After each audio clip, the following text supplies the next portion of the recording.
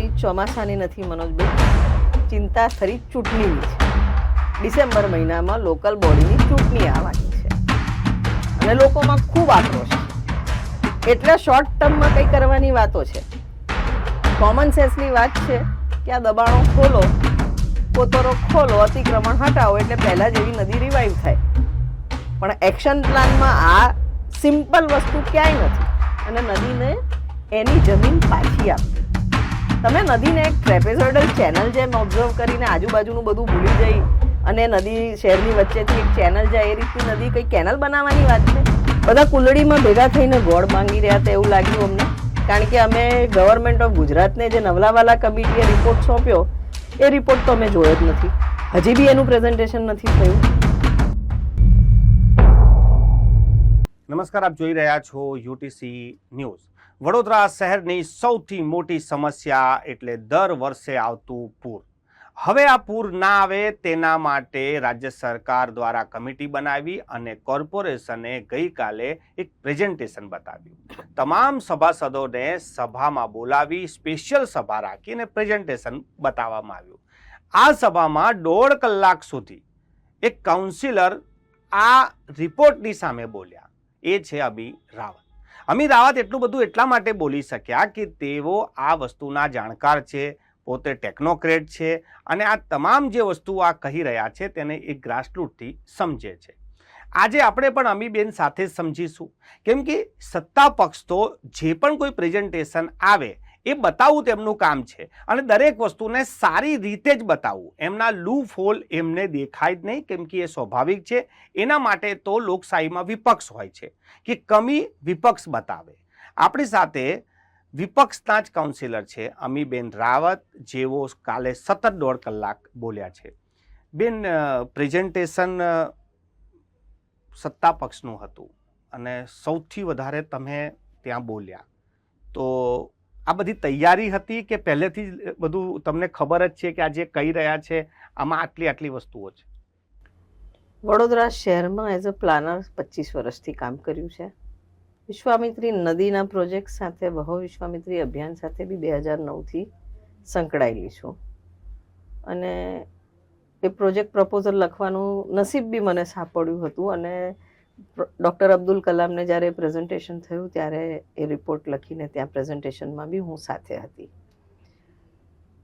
ખૂબ ઉમદા project design થયેલો, પણ વડોદરા શહેરને અનફોર્ચ્યુનેટલી વિશ્વામિત્રી ફક્ત એક રાજકારણ માટે યુઝ થાય છે એ રીતનું લાગે છે.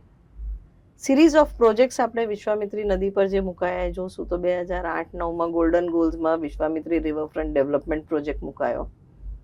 એચસીપી કન્સલ્ટન્ટ્સને એનું પ્રપોઝલ બનાવવા માટે, ડીપીઆર બનાવવા માટે કામ સોંપાયું. લગભગ 1.5 કરોડનો ત્યારે ખર્ચો કરીને પ્રોજેક્ટ પ્રપોઝલ બન્યો.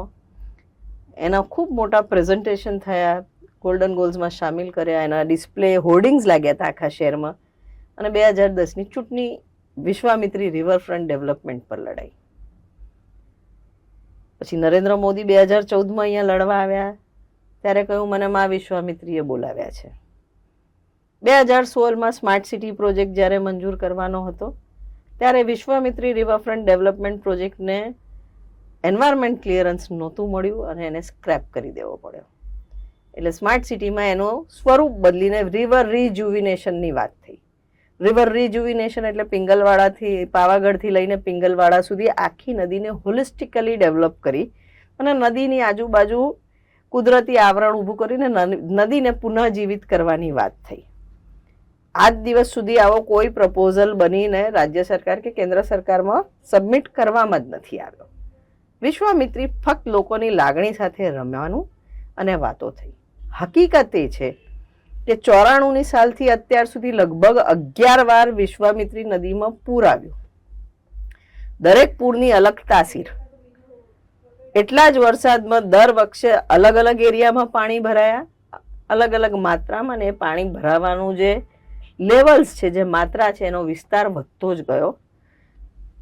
ઓગસ્ટ 2024માં જે પૂર આવ્યું, આ વર્ષે જે પૂર આવ્યું એ અભૂતપૂર્વ પૂર હતું. વડોદરાના 19 વોર્ડમાં પાણી ભરાયા.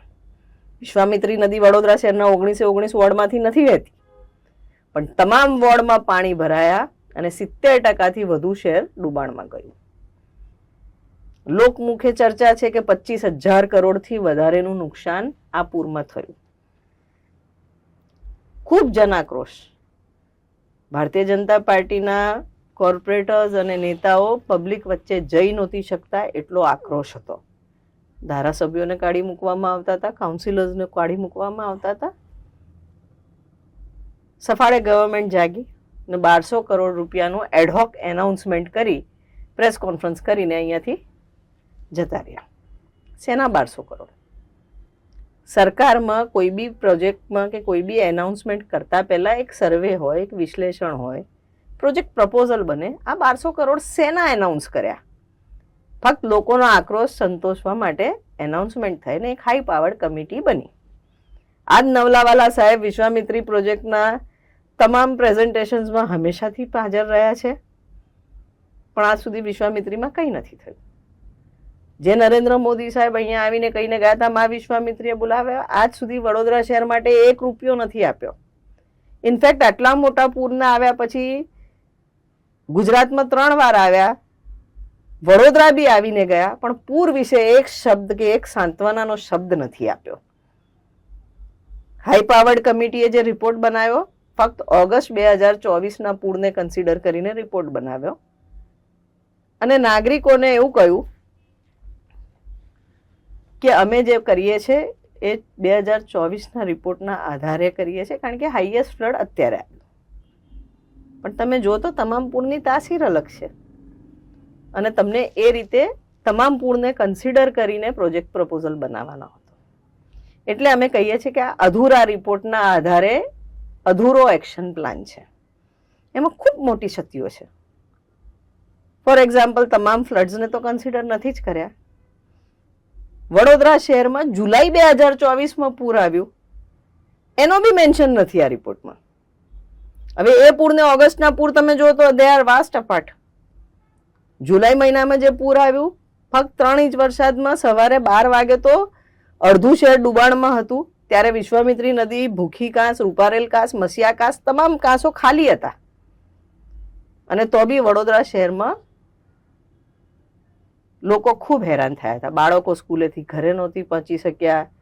ટ્રાફિક જામ્સ અનેક જગ્યાએ, અનેક વ્હીકલો ડૂબી ગયા હતા.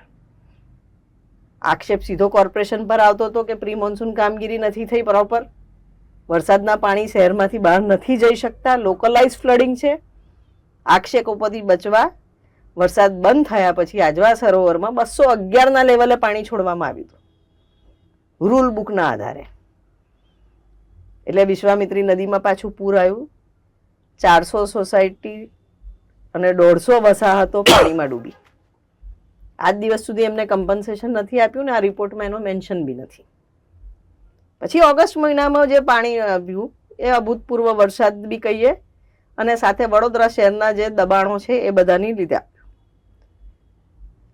એટલે અમે કહીએ છીએ કે રિપોર્ટમાં પ્રોપર સ્ટડી નથી. બેન, આ પ્રોપર સ્ટડી નથી, સમય નથી મળ્યો કે પછી એ જે કરવા માંગે છે એ બહુ શોર્ટ ટાઈમ છે, કારણ કે એમને 100 દિવસમાં કરવું પડે એવું છે આ વસ્તુ. જો નહીં થાય તો ચોમાસું ફરી આવી જશે.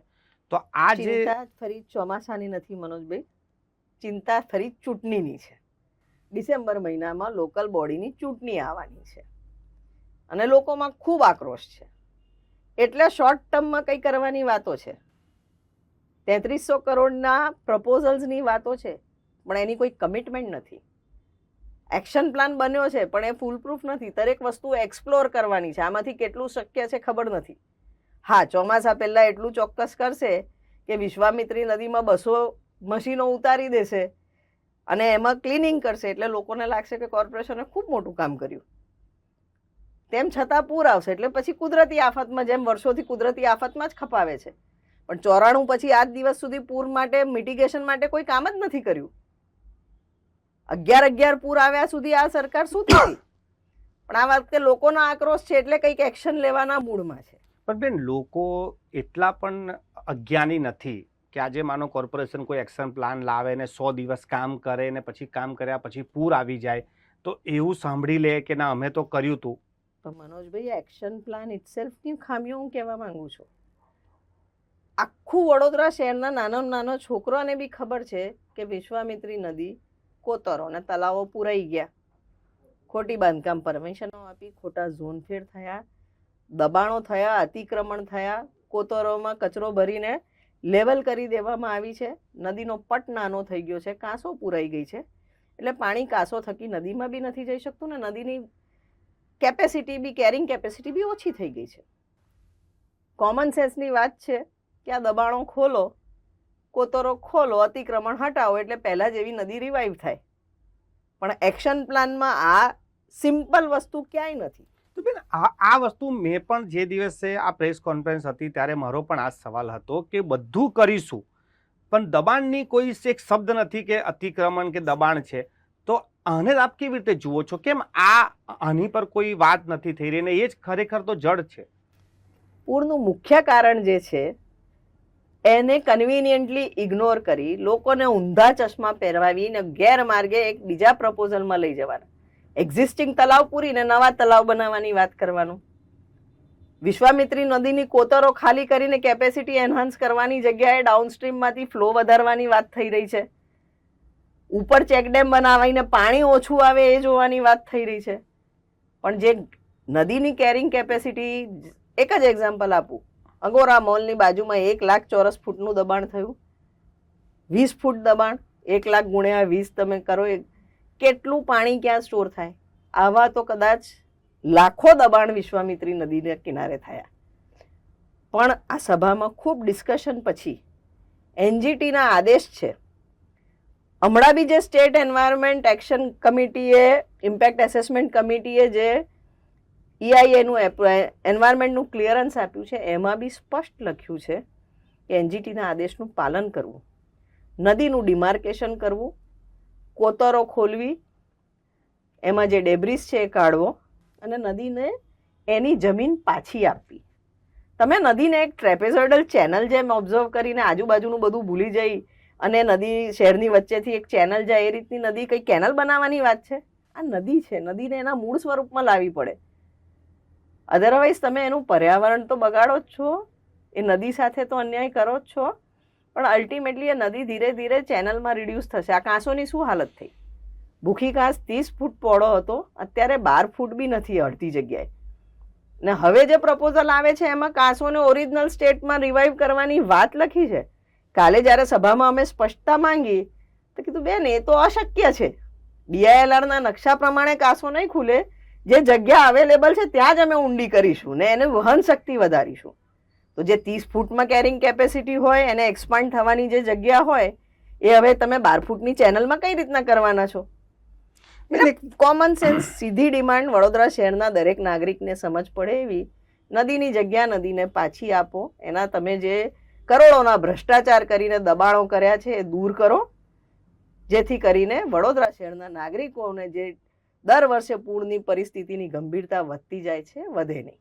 ટેકનિકલ ખાલી મારે જાણવું છે, મને સમજાતું નથી કે કાલે એક સ્પેશિયલ સભા બોલાવવામાં આવી, પ્રેઝન્ટેશન કરી, એ સભામાં કામને મંજૂર કરવામાં આવી, ત્યારબાદ સ્ટેન્ડિંગ કમિટી મળી, એ સ્ટેન્ડિંગ કમિટીમાં એમાંના જ કામોને રીટેન્ડર કરી દીધા.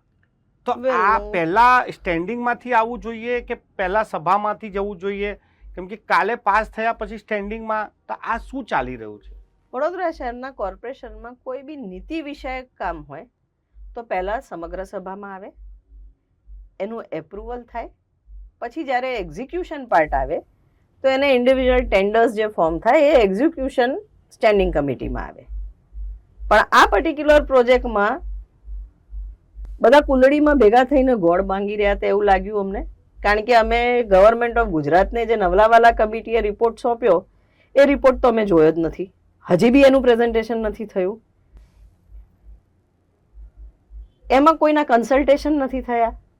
જે સિટીઝન્સ એક્ટિવ હોય, જે સ્ટેક હોલ્ડર્સ હોય, સપોઝ નોર્થ ઝોન એસોસિએશન બન્યું ફ્લડ પછી, અનેક એવા અલગ અલગ વિસ્તારોમાંથી રિપ્રેઝન્ટેશન આવ્યા, એ બધાને નવલાવાલા કમિટી નથી મળી. વડોદરા શહેરના કાઉન્સિલર્સને નથી મળી. સિમ્બોલિક કાઉન્સિલર્સના 2 રિપ્રેઝેન્ટેટિવને મળી છે, એક વિપક્ષના નેતા અને એક સ્ટેન્ડિંગ કમિટી ચેરમેન. વડોદરા શહેરના મેયરને બી કમિટી નથી મળી. તો પછી વડોદરા શહેરનું સાચું રિપ્રેઝન્ટેશન તો એ કમિટીએ લીધું જ નથી. પબ્લિક વચ્ચે જાય તો ખબર પડે કે પબ્લિકના શું સજેશન્સ છે. હવે એ રિપોર્ટ તો અમે જોયો નથી. એ રિપોર્ટના આધારે એક એક્શન પ્લાન બને છે. એ એક્શન પ્લાન બી સમગ્ર સભામાં કે કોઈ જ મંજૂરી નથી થઈ. એના આધારે ટેન્ડર બી ફ્લોટ થઈ ગયા હતા અને એ ટેન્ડર 22 તારીખે સ્ટેન્ડિંગ કમિટીમાં મૂકવામાં આવ્યા હતા. વિશ્વામિત્રી નદીને ઊંડું કરવાનું અને કાંસોની સફાઈના. ત્યારે અમને કમિશનરને ધ્યાન દોરવું પડ્યું કે સમગ્ર સભામાં અમને તો ખબર જ નથી તમે શું કરો છો. જે પેપર મીડિયામાં આપ જાહેર કરો છો એના સિવાય અમે પ્રોજેક્ટ જોયો નથી. કયા પ્રોજેક્ટના આધારે આપ કામ કરો છો અમને ખબર નથી. તો તમે સમગ્ર સભાના એપ્રુવલ વગર કેવી રીતના ટેન્ડર ફ્લોટ કરી શકો? ત્યારે 22માં કામ મુલતવી કરી અને સમગ્ર સભામાં આવ્યું. સમગ્ર સભાના એપ્રુવલ પછી સભાએ તો એપ્રુવ કરી દીધું છે. સભામાં અમે સ્પષ્ટ કહ્યું છે કે તમે કરો છો એમાં અમે અડચણ કરવા નથી માંગતા. અમારી ડિમાન્ડ જે નથી કરતા, જે અતિક્રમણ ખોલવાની ના પાડો છો, નદીની બાઉન્ડ્રી ફિક્સ નથી કરવા માંગતા અને તમે તમારા જે ભ્રષ્ટાચાર છે, તમારા નેતાઓના જે દબાણ છે, જેમના નામો પેપરોમાં આવી ગયા છે, તમારા મળતિયા બિલ્ડર્સ છે, એમને સંતોષવા માટે તમે હવે એક્શન પ્લાનમાં એવું કહો છો કે નવો લેન્ડ યુઝ પ્લાન બનશે. નવો લેન્ડ યુઝ પ્લાન બને એટલે જૂના લેન્ડ યુઝ પ્લાન્સ ભૂલી જવાના. જે ગેરકાયદેસર કર્યું છે બધું રેગ્યુલરાઇઝ કરી દેવાનું. એનો મતલબ હવે જે નદી છે એને સ્ટેટસ કો ગણી લેવાનું. જૂનું દબાણ ખોલવાની વાતો ભૂલી જવાઈને લોકોને ઊંધા ચશ્મા પહેરાવાની વાત ચાલે છે. અને એપ્રુવલ છતાં બી આંતરિક ભાંજગડ, આંતરિક લડાઈ, કાલે ટેન્ડર્સ તો મંજૂર થયા જ નથી. એક જ નદી પર 2 પ્રોજેક્ટ 2 અલગ મોડેલથી કેવી રીતના એક્ઝિક્યુટ થાય? ઇરિગેશન વાળા એને ક્યુબિક મીટર પર કામ કરે, શહેરમાં 1 કલાક પર જેસીબી મશીનરી હાયર કરવાની વાત છે. તો આ બધું આઈ થિંક પોલિસી લેવલે પહેલા ચર્ચા થવી જોઈતી હતી, એપ્રુવલ થવા જોઈતા હતા. પણ ક્યાંક નાગરિકોને બી ઉતાવળે ગેરમાર્ગે દોડીને ચૂંટણીનું વર્ષ છે ગમે તેમ કરીને કંઈક કરીએ ને આક્રોશ લોકોનો ઓછો થાય ને લોકો વચ્ચે જઈ શકે એ ભાવનાથી કંઈક કરવાનો પ્રયત્ન કરે છે. પણ આ અસફળ પ્રોજેક્ટ થશે. કારણ કે એક્શન પ્લાનમાં બી એવું લખેલું છે કે આ બધું કર્યા પછી જો થાય તો 3,300 કરોડ, જેની કોઈ એશ્યોરન્સ ગવર્મેન્ટે નથી આપી, આ બધું કરીએ તો બી 40% પૂરમાં રાહત થશે. પૂર નિવારણની તો વાત જ નથી. કોઈ છાતી ઠોકીને એવું નહીં કહી શકે કે પૂર નથી આવવાનું. તો ઇન ધેટ કેસ નદી સાથે જે અન્યાય થયો છે, નાગરિકો સાથે જે અન્યાય થયો છે, જે લોકોએ અતિક્રમણ કર્યા છે, જે અધિકારીઓએ ભ્રષ્ટાચાર કરીને આ દબાણો થવા દીધા છે ને આજ દિન સુધી તોડ્યા નથી, એમના પર એક્શન કેમ નહીં લેવાની? આ બધાની ધ્યાન દોરવા, આ બધાથી ધ્યાન ભટકાવવા માટે, નાગરિકોને ગેરમાર્ગે દોરવા માટે આ ઉતાવળ થઈ રહી છે. અને ફક્ત એવું એક એમ લાગી રહ્યું છે કે પૂર પહેલા અને ચૂંટણી પહેલા નદીમાં ખૂબ મશીનરી ઉતારી દેવાની, દેખાવ પૂરતું કામ કરવાનું. એ કામ થયા પછી જો ફરી પૂર આવે તો એ કુદરતી આફતમાં ફરી ખપાવી દેવાનું અને લોકોને કહેવાનું અમે તો પ્રયત્ન કર્યા હતા. પણ હવે નાગરિકો સમજી ગયા છે અને આ જે ગેરમાર્ગે દોરવાનો પ્રયત્ન થઈ રહ્યો છે એમાં નાગરિકો ફસાય એવું લાગતું નથી. બેન, ખૂબ ખૂબ આભાર. અમારી સાથે ચર્ચા કરવા માટે આ હતા અમીબેન રાવત, જે કોંગ્રેસના કાઉન્સિલર છે ને પૂર્વ વિપક્ષી નેતા પણ છે. ટેકનોક્રેટ બેન છે એટલે બધું જ જાણે છે અને ડેટા અને આંકડા સાથે વાત કરે છે. ગઈકાલે સભામાં પણ તેઓ 1.5 કલાક સુધી આ જ મામલે બોલ્યા હતા અને આજે પણ તેમનું સ્પષ્ટ કહેવું છે. જે મુદ્દો અમે પહેલા જ દિવસે ઉપાડ્યો હતો કે દબાણના શબ્દનો પ્રયોગ કર્યા વગર આ રિપોર્ટ કેવી રીતે તૈયાર થઈ શકે અને પૂર કેવી રીતે રોકી શકાય, આજે બેન પણ એ જ કહી રહ્યા છે કે પહેલા દબાણ તોડો, નદીને પોતાની જગ્યા પાછી આપો અને આ બધું જે કરવામાં આવી રહ્યું છે તે પૂરને રોકવા માટે નહીં પરંતુ આવનારી ચૂંટણીની તૈયારી સત્તા પક્ષ કરી રહ્યું છે. જોવાનું એ રહેશે કે આટલા ઉતાવળમાં જે આ પ્રેઝન્ટેશન બતાવવામાં આવી રહ્યું છે, કામને મંજૂર કરવામાં આવી રહ્યા છે અને મોટી મોટી વાતો થઈ રહી છે, આનાથી વડોદરા શહેરને શું મળશે અને આવનારા ચોમાસામાં જો વધારે વરસાદ પડી ગયો તો વડોદરા શહેર આને કેવી રીતે જોશે